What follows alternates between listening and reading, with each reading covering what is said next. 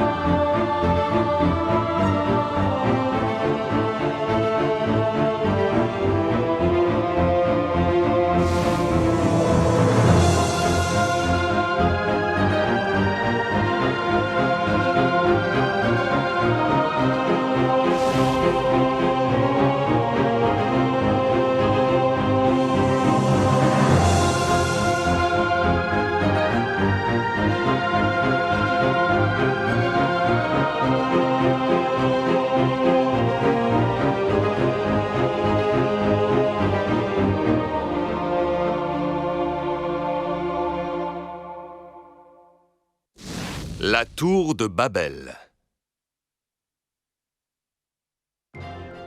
Des milliers d'années se sont écoulées depuis l'époque d'Adam et Ève. Le déluge est loin maintenant. Noé est mort depuis longtemps et il a rejoint le Seigneur. Ses 3 fils, Sem, Cham et Japheth, ont eu une nombreuse descendance qui peuple maintenant la terre. Certains mènent une vie de nomades. Ils vivent en tribus conduites par un chef, le patriarche d'une nombreuse famille. D'autres ont fondé des cités dirigées par un satrape ou un roi. D'autres peuples encore, alors qu'ils allaient vers l'est, où s'étendent des terres fertiles, se sont établis dans la région de Shinéar.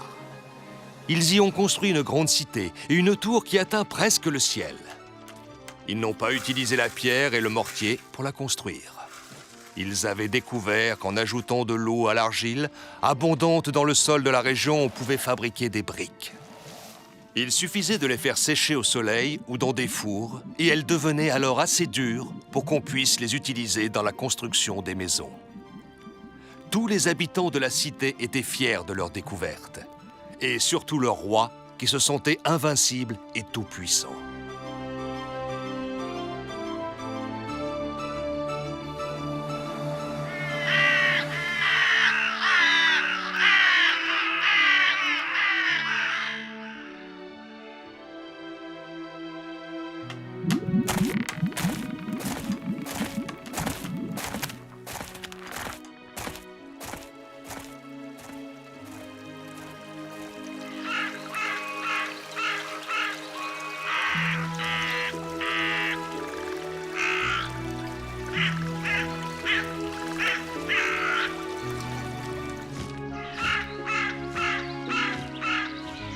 Ce peuple de bâtisseurs avait aussi découvert qu'on pouvait fixer les briques ensemble, non pas avec de la boue comme on le faisait d'habitude, mais avec du bitume, un liquide noir et épais qui suintait du sol.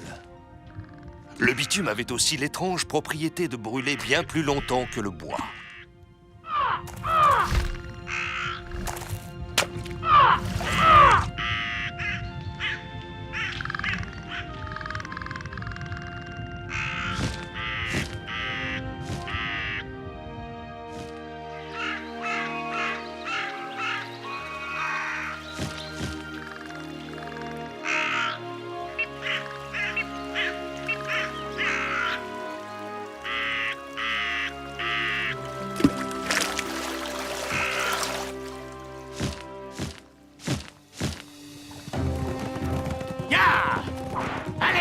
Que ça! Allez! Avance! Plus vite! Allez! Ya! Ya! Ya! Du nerf! Oh! La charrette va finir par se renverser. Pourquoi est-ce que tu roules aussi vite? Si je traîne, je serai fouetté. Je dois faire une autre livraison. Le roi exige que la tour soit finie dans 4 mois.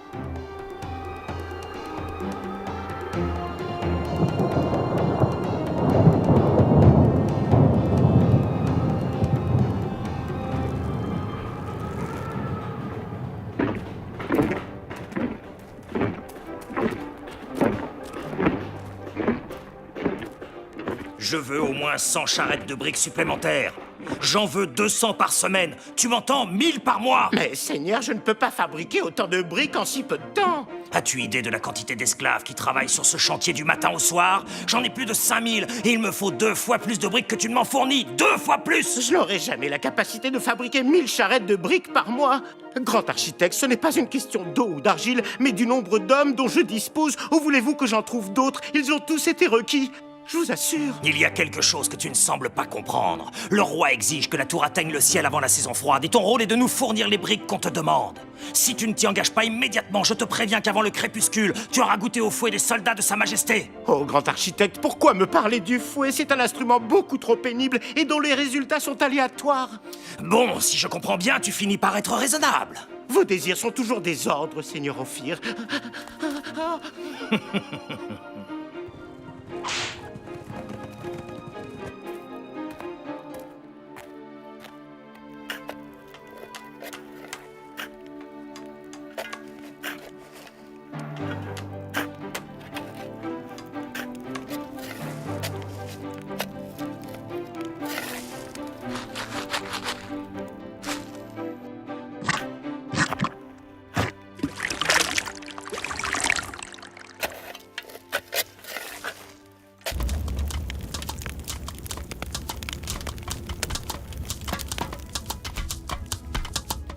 Allez, file, vieillard, tu dois travailler plus vite que ça. Ya! Ya!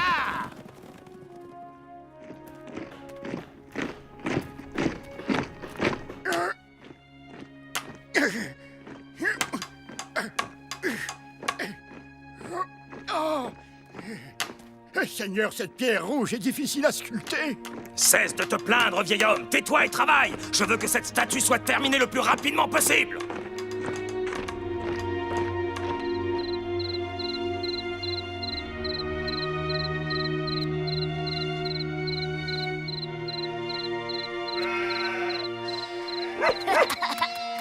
Dis-moi, est-ce que tu sais où est ton grand-père?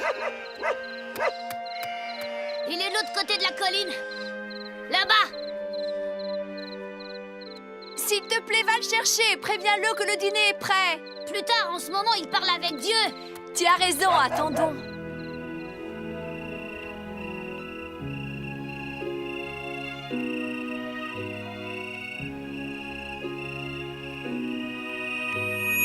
Ashur! Ashur! Seigneur, tu connais mon nom? Mais oui, je le connais. Quand tu pries, je t'écoute, Ashur. Mais pourquoi me fais-tu entendre ta voix aujourd'hui? C'est la première fois.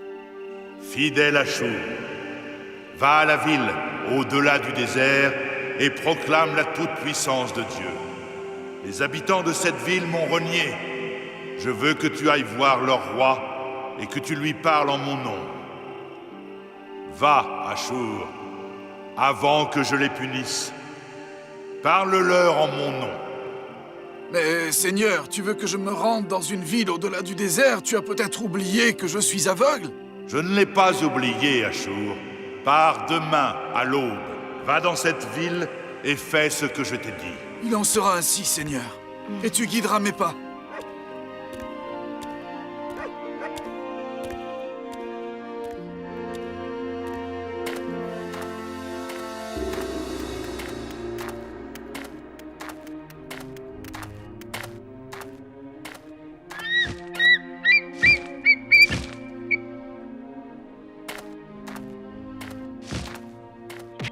Oh! Ah!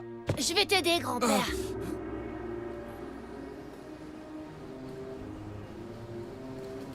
Voici la ville, grand-père. On est arrivé. Béni soit le Seigneur.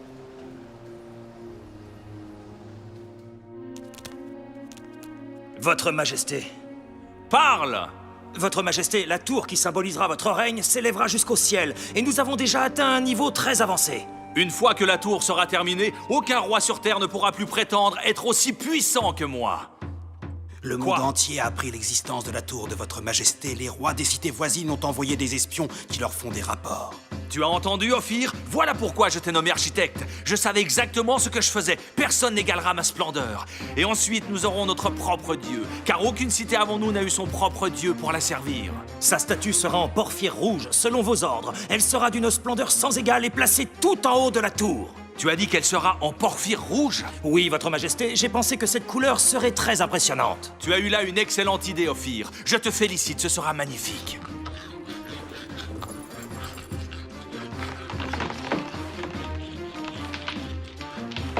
Allez, un peu de nerf, tirez-moi sur ces cordes. Vous voyez ces nuages là-haut? Nous monterons jusque-là. Mais c'est impossible.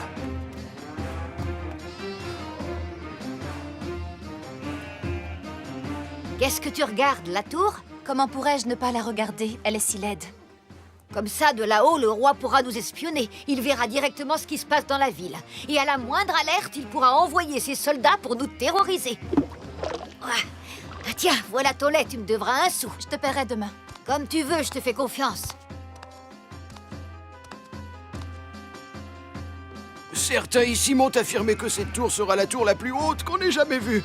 Et on dit qu'on viendra la voir du monde entier. Oh, personne ne peut dire si c'est la plus haute tour du monde ou si on viendra la voir de partout. Mais ce qui est certain, c'est que cette tour est horriblement laide. Chut, voyons, sois prudente, le roi n'aime guère que l'on parle mal de sa tour. Oh! Puis-je entrer, Seigneur? Qui est là? Que fais-tu ici et qui es-tu? Cela n'a pas d'importance, Seigneur, mais je m'appelle Ashur. Qu'est-ce que tu veux? Peux-tu me dire pourquoi tu veux construire une tour si haute? Je construis cette tour parce que mon roi me l'a ordonné. Et puis en quoi est-ce que ça te regarde, vieux mendiant? Pardonne-moi, mais n'est-ce pas toi qui as suggéré cette construction? Bien sûr que c'est moi. N'est-ce pas le meilleur moyen de célébrer la grandeur et la gloire de mon roi? Et c'est toi aussi qui lui as conseillé de renier le Seigneur Tout-Puissant et d'ériger une idole en pierre? Pour montrer l'étendue de sa puissance à ses sujets comme à ses ennemis, un roi se doit d'avoir un dieu rien que pour lui. Et tu façonnes un dieu de pierre qui, du haut de sa tour, proclamera tout ce que voudra le roi? Oui, mais de quoi te mêles-tu et en quoi est-ce que cela te regarde? Que veux-tu? Qui t'a envoyé me faire la leçon? Qui es-tu? Je t'ai demandé de me dire qui tu es. Je t'ai demandé la raison de ta visite. Réponds-moi! Que veux-tu? Que recherches-tu ici? Je suis venu te prévenir que tu ne finiras jamais la construction de la tour parce que telle n'est pas la volonté du Seigneur. Tu n'es qu'un insensé. Je te ferai fouetter!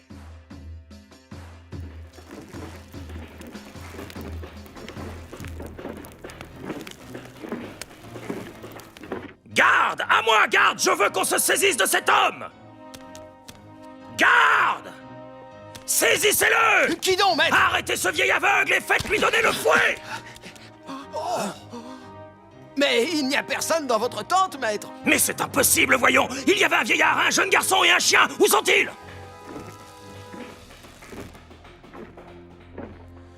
Ophir, j'ai dépensé une fortune pour faire construire cette immense tour. Et maintenant, tout le monde la contemple sans ma permission. Et personne ne me paie la moindre pièce pour la regarder. Tu mérites le fouet! Je n'ai pas l'intention de partager ma merveilleuse tour avec des gens qui en profitent sans vergogne, qui n'ont rien fait pour la mériter et dont mes espions disent qu'ils s'en moquent dans mon dos. Votre Majesté, je suis certain que quand la tour sera terminée, votre peuple fidèle saura reconnaître ce qu'il doit à son souverain et il se prosternera à vos pieds. Alors débrouillez-vous pour trouver 1000 esclaves et accélérer la construction. Votre Majesté a raison. Si nous ne pouvons terminer avant la saison froide, nous devrons attendre 1 an de plus avant de voir la tour terminée. La seule solution, c'est de capturer au moins 1 millier d'hommes et de les faire travailler sur le chantier. Vous avez entendu, Ophir? Qu'est-ce que vous attendez? Votre devoir est d'aller capturer des esclaves. Personne n'a jamais eu à se plaindre de ma générosité. Je saurai vous récompenser cette fois-ci aussi. Allez!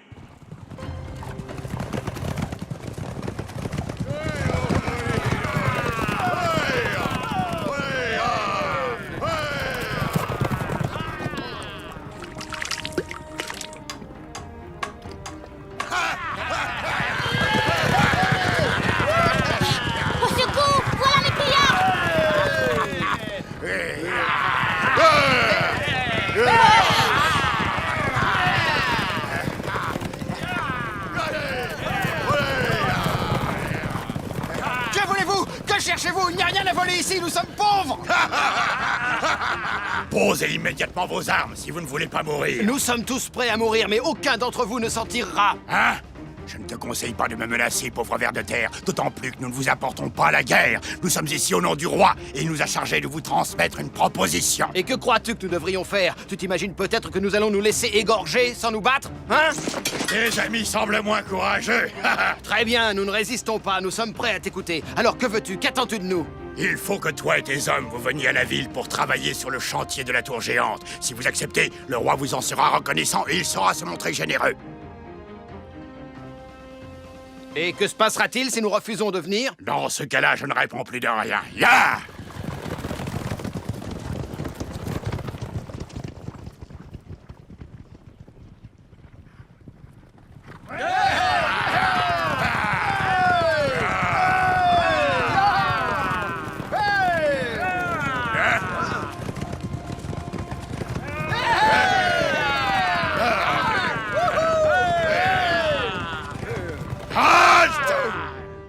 Lui! Lui! Lui! Non, pas lui! Tais-toi, femme! Ces hommes viendront avec moi, sinon je vous fais tous exécuter! C'est compris? Tous, même les enfants! Pourquoi enlèves-tu les hommes de la tribu? Où les emmènes-tu? Ils iront tous travailler sur le chantier de la grande tour du roi!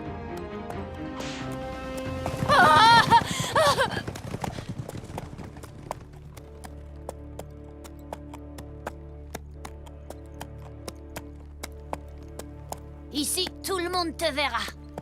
D'abord, je vais faire une prière au Seigneur Tout-Puissant.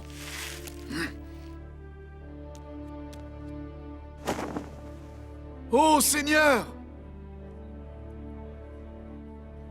Qui est cet homme? C'est celui qui vient du désert. Il est aveugle? Que veut-il? Il veut prendre la parole. Soyons reconnaissants envers le Seigneur, notre Créateur, qui nous a tirés du néant et qui nous a donné la vie. Il est le seul à posséder la toute-puissance. Il récompense le bien et punit le mal. Mais de quel Dieu parles-tu donc? Je parle du seul Dieu invisible et tout-puissant, notre Créateur. Nous avons un nouveau Dieu maintenant. Le Dieu qu'on peut voir au sommet de la tour géante. Notre roi a ordonné à Ophir, le grand architecte, d'en faire une sculpture en pierre rouge, afin que tous les habitants puissent connaître et adorer le nouveau Dieu de la cité. Celui qui dit avoir vu Dieu est un menteur, parce qu'on ne peut pas voir Dieu avec les yeux des hommes. Et de plus, personne ne peut se fabriquer un Dieu à sa convenance. Pas même le roi, notre prophète? Non. Pas même votre roi. C'est quoi cet homme? Enfin! En vérité, ils ont peur du roi. Tu as raison, grand-père, il vaut mieux partir.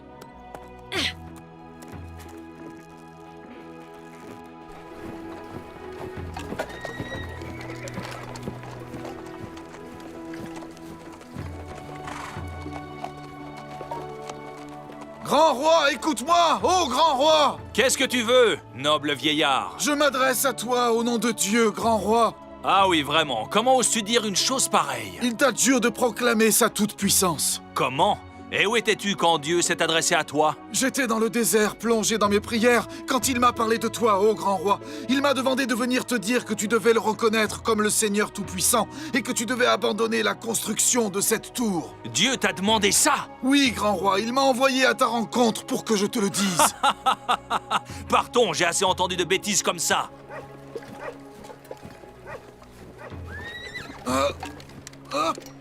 Je t'en supplie, ô grand roi, quelle réponse puis-je donner au Seigneur notre Dieu?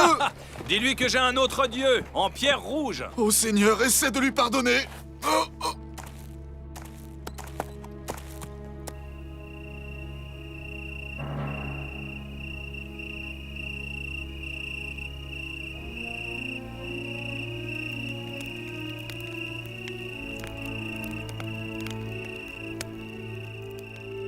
Ashur, Ashur, ce n'est pas de ta faute si les hommes ont le cœur dur. Ce n'est pas de ta faute. Tu ne dois pas souffrir parce que tu t'imagines que c'est de ta faute. Est-ce toi, Seigneur, qui me parle? Tu as vu, je n'ai rien pu faire, ils sont plus aveugles que moi. Ne t'inquiète pas, Ashur. Je confondrai leur langage. Ils ne se comprendront plus les uns les autres. Et ainsi, ils devront cesser la construction de cette ville qu'on appellera Babel, qui veut dire la confusion des langues. Regarde ma nouvelle robe, elle te plaît? Je l'ai fait faire spécialement pour la porter le jour de l'inauguration de la tour. Tu veux que je te dise que tu as une jolie robe? Évidemment qu'elle est jolie, elle me coûte assez cher. Mais quel est ce langage que tu parles? Je ne comprends rien de ce que tu me dis. Comment? Qu'est-ce que tu as dit? Je ne comprends pas. C'est étrange, je ne comprends pas un traître mot de ce que tu me racontes. Je ne sais pas ce que tu dis, voyons, mais qu'est-ce en que c'est quelle que langue ce parles-tu? charabia?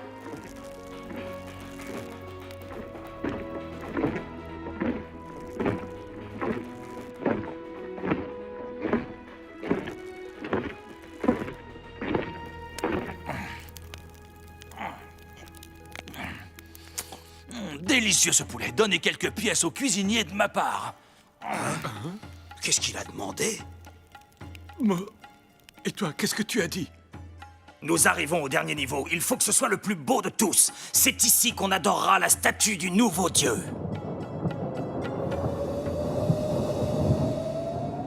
Le roi sera satisfait. Fermez la tente, vite! Quand la tour sera terminée, une grande fête sera organisée et la ville tout entière devra se prosterner devant la puissance de son roi. Et d'où peuvent venir toutes ces terribles bourrasques? Le ciel était dégagé. Qu'est-ce que tu dis? Je comprends pas. Comment?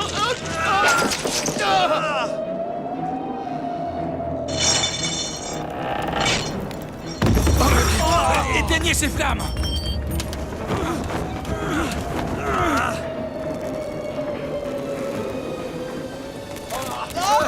Vite, allez vous abriter! Vite, passez!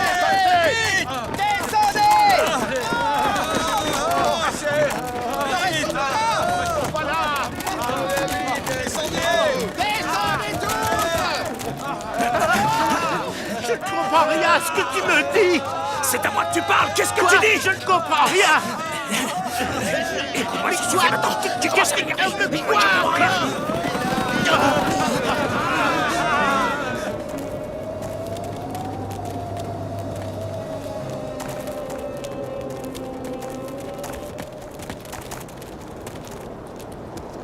Garde! Prépare-moi un cheval. Esmataku Berundi Ake, Qu'est-ce qu'il y a? Tu ne comprends pas ce que je dis? Trokis Pafazog, Kala Okupa.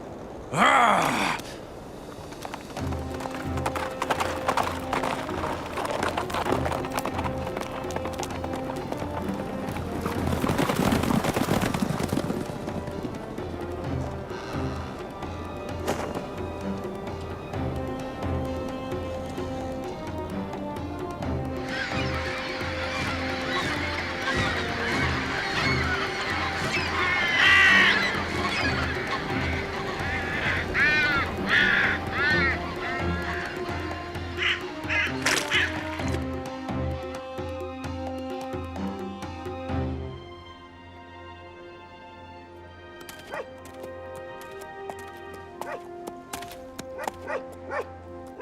Qu'en penses-tu, grand-père? Tu crois que Dieu sera content de nous? Dieu est toujours content de nous quand nous nous soumettons à sa volonté.